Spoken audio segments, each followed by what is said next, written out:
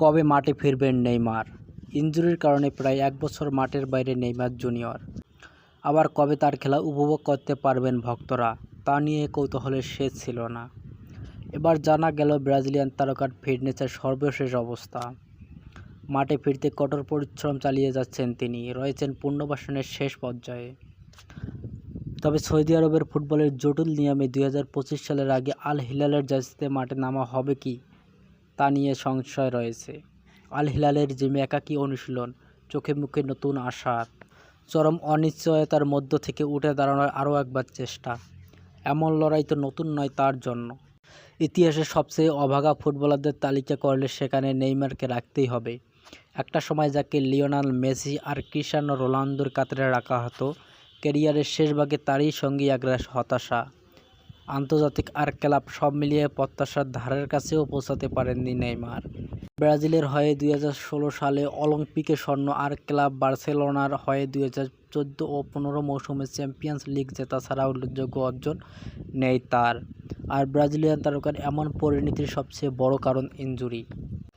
প্রতিনিয়ত বিভিন্ন রকম চোটের সঙ্গে লড়াই করতে হয় যে ব্রাজিলের ইতিহাসে অন্যতম স্কিলফুল ফুটবলারকে।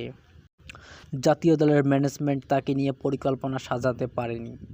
কারাকারি অর্থ দিয়ে তাকে দলে ভিড়িয়ে লাভ হয়নি কয়েকটি ক্লাবেরও। অবশ্য নেইমারকে নিয়ে আলোচনা থামেনি। অসম্ভব প্রতিভাবান ফুটবলার, দীর্ঘদিন মাঠের বাইরে থেকেও নজর কেড়েছেন সবার। সর্বশেষ ২০২৩ সালের অক্টোবরে উরুগুয়ের বিপক্ষে ফিফা বিশ্বকাপ বাছাইয়ের ম্যাচে লিগামেন্টের গুরুতর ইনজুরিতে পড়েন নেইমার। ওই এসিএল ইনজুরির কারণেই গেল প্রায় ১ বছর মাঠের বাইরে ব্রাজিলিয়ান তারকা।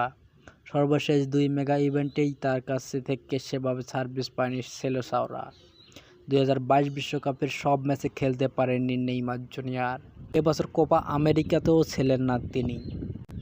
বিরাট অঙ্কের অর্থ খরচ করে তাকে দলে ভেড়ানো আল হিলালের হয়ে তিনি মাঠে নামতে পেরেছেন মোটে ৫ ম্যাচে।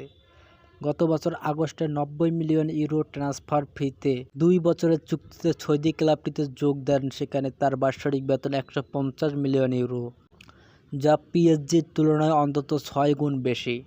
কিন্তু সাইনিংয়ের পর ১ বছরের বেশি সময় বিশ্বের অন্যতম হাইয়েস্ট পেইড ফুটবলারকে বসিয়ে বেতন দিতে হচ্ছে মধ্যপ্রাচ্যের ক্লাবটির। তবে এই অবস্থার প্রতিদান দিতে মরিয়া নেইমার। তাই ম্যাচ ফিটনেস ফিরে পেতে কঠোর পরিশ্রম করে যাচ্ছেন তিনি। শোনা যাচ্ছে তাকে মাঠে দেখতে আর বেশি দিন অপেক্ষা করতে হবে না ভক্তদের। মেডিকেল টিম থেকে জানানো হয়েছে রিকভারির ফাইনাল স্টেজেই আছেন নেইমার জুনিয়র। বছর শেষ হওয়ার আগেই ম্যাচ খেলতে রেডি হয়ে উঠবেন তিনি। যদিও একটা জটিলতা থেকেই যাচ্ছে। নির্দিষ্ট সময়ের মধ্যে সর্বোচ্চ ৮ বিদেশি ফুটবলারের নিবন্ধনের নিয়ম রয়েছে সৌদি ফুটবলে। সর্বশেষ ট্রান্সফার উইন্ডোতে সব স্লট পূরণ করে ফেলায় নেইমারের রেজিস্ট্রেশনের সুযোগ পাচ্ছে না আল হিলাল। তাই ২০২৫-এর উইন্ডোর জন্য অপেক্ষা করা ছাড়া উপায় নেই এই সুপারস্টারের। ফেরদৌস আলম, রিয়াদ স্পোর্টস।